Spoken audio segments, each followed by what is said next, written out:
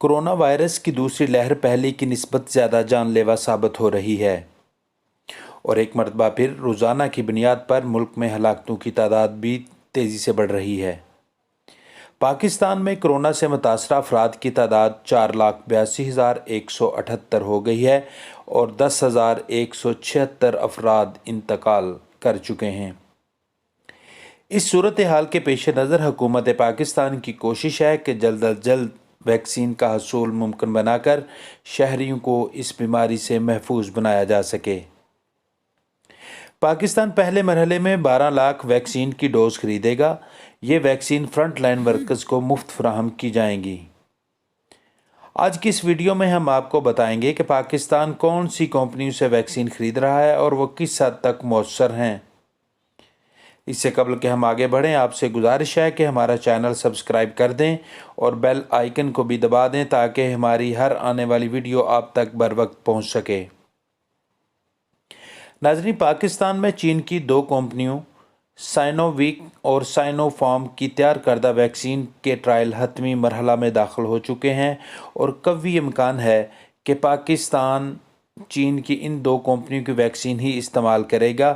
اس سلسلے میں حکومت پاکستان کی طرف سے حتمی فیصلہ کر لیا گیا ہے۔ کلینیکل ٹرائل سے پہلے ان ویکسین کا لیبارٹری میں ٹرائل کیا گیا اور دوسرے مرحلے میں جانوروں اور تیسرے مرحلے میں اس کی انسانوں پر آزمائش جاری ہے۔ پاکستان نے جن کمپنیوں کی ویکسین کی منظوری دی ہے ان میں سے ایک سائنو فارم چین کی سرکاری دواساز کمپنی ہے۔ یہ کمپنی کووڈ-19 سے بچاؤ کی 2 ویکسین تیار کر رہی ہے۔ اس کی ویکسین بھی سائنو ویک کی طرح ان ایکٹیویٹڈ ویکسین ہے اور اسی طرح ہی کام کرتی ہے۔ ایمرجنسی پروگرام کے تحت چین میں سائنو فارم ویکسین تقریباً 10 لاکھ لوگوں کو دی جا چکی ہے۔ سائنو فارم کی ویکسین کے تیسرے مرحلے کے تجربات سے معلوم ہوا ہے کہ یہ 79% مؤثر ہے، تاہم یہ شرح فائزر اور موڈرنا کے تیار کردہ ویکسین سے کم ہے۔ متحدہ عرب امارات نے بھی اس ویکسین کو مؤثر قرار دیا ہے اور چین سے اس ویکسین کی خریداری کا باضابطہ عمل شروع کر دیا ہے۔ اسی طرح بحرین سمیت کئی عرب ممالک میں اس ویکسین کی منظوری دی جا چکی ہے۔ چین کی کورونا کے خلاف ایک مؤثر ویکسین سائنو ویک ہے۔ یہ ایک ایسی ویکسین ہے جو مریض کے نظام مدافعت میں وائرس کے مردار نمونے شامل کرتی ہے تاکہ مریض کے نظام مدافعت کو پتہ چلے کہ اس وائرس کا مقابلہ کرنا ہے۔ پہلے مرحلے میں اس ویکسین کے نتائج 144 افراد جبکہ دوسرے مرحلے میں 600 افراد پر مبنی ہیں۔ اس کا مطلب ہے کہ یہ ویکسین ایمرجنسی میں استعمال کے لیے انتہائی مناسب ہے۔ برازیل، ترکی اور انڈونیشیا میں سائنو ویک کے تیسرے مرحلے کے تجربات ہو رہے ہیں۔ ترکی میں آخری مراحل سے اب تک موصول ہونے والے ڈیٹا کے مطابق یہ ویکسین 91.25% مؤثر ہے۔ سائنو ویک ویکسین کی پہلی کھیپ انڈونیشیا پہنچ چکی ہے۔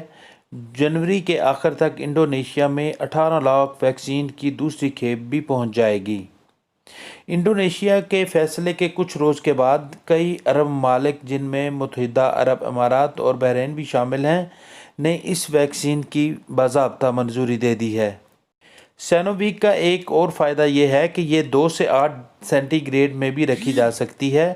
اس کے مقابلے میں موڈرنا کی ویکسین کو -20 ڈگری سینٹی گریڈ اور فائزر کی ویکسین کو -70 ڈگری پر رکھنا ضروری ہے۔ اس کا مطلب یہ ہے کہ پاکستان جہاں پر توانائی کی کمی کی وجہ سے اس قدر سرد ماحول برقرار رکھنا مشکل ہو سکتا ہے، وہاں سائنو ویک اور آکسفورڈ کی ویکسین زیادہ مفید ثابت ہو سکتی ہیں۔ ناظرین، چین میں سائنو ویک اور سائنو فارم کے علاوہ مزید 2 ویکسین تیاری کے مراحل میں ہیں۔